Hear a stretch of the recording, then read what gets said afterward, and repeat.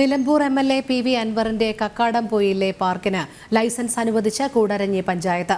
പാർക്കിന് സർക്കാർ അനുമതി നൽകിയതിനെതിരായ ഹർജി ഹൈക്കോടതി ഇന്ന് പരിഗണിക്കാനിരിക്കെയാണ് നടപടി. കുടിശ്ശികയായിരുന്ന 7 ലക്ഷം രൂപ പഞ്ചായത്തിൽ അടച്ചതിനെ തുടർന്നാണ് അനുമതി നൽകിയതെന്നാണ് പഞ്ചായത്തിന്റെ വിശദീകരണം.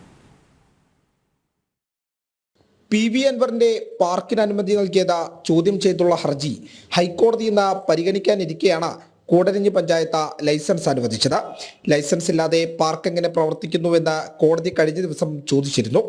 ലൈസൻസ് കുടിശ്ശികയായിരുന്ന 7 ലക്ഷം രൂപ പഞ്ചായത്തിൽ അടച്ചതിനെ തുടർന്നാണ് കഴിഞ്ഞ ദിവസം പാർക്കിന് അനുമതി നൽകിയതെന്ന് പഞ്ചായത്തിന്റെ വിശദീകരണം.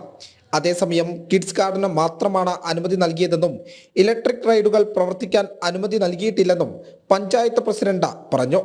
യഥാർത്ഥത്തിൽ ഈ കിഡ്സ് ഗാർഡന് മാത്രമാണ് പ്രവർത്തനാനുമതി നൽകിയിട്ടുള്ളത്. സുരക്ഷാ വീഴ്ച ഇതുമായി ബന്ധപ്പെട്ട് ഉണ്ടാകാൻ സാധ്യതയില്ല. കാരണം കിഡ്സ് ഗാർഡന് മാത്രമാണ് സർക്കാർ അനുമതി നൽകിയത്.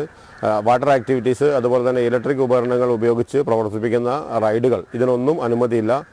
കിഡ്സ് ഗാർഡന് മാത്രമാണ്, കുട്ടികളുടെ പൂന്തോട്ടം പ്രദർശനത്തിന് മാത്രമാണ് അനുമതി നൽകിയിട്ടുള്ളത്. അതിൻ്റെ അടിസ്ഥാനത്തിൽ ഗ്രാമപഞ്ചായത്തിൽ അവർ അപേക്ഷ നവംബർ മാസം നൽകിയിരുന്നു. സാങ്കേതിക കാരണങ്ങളാൽ ലൈസൻസ് നൽകാൻ സാധിച്ചിട്ടില്ല. മുഴുവൻ നടപടിക്രമങ്ങളും പൂർത്തിയാക്കിയതിൻ്റെ അടിസ്ഥാനത്തിൽ ഇന്നലെ ലൈസൻസ് അനുവദിക്കാനുണ്ടായത്. ഉരുൾപൊട്ടലിനെ തുടർന്ന് 2018 പാർക്ക് അടച്ചത്. അതിനു മുമ്പ് 2 വർഷത്തോളം പാർക്ക് പ്രവർത്തിച്ചിരുന്നു.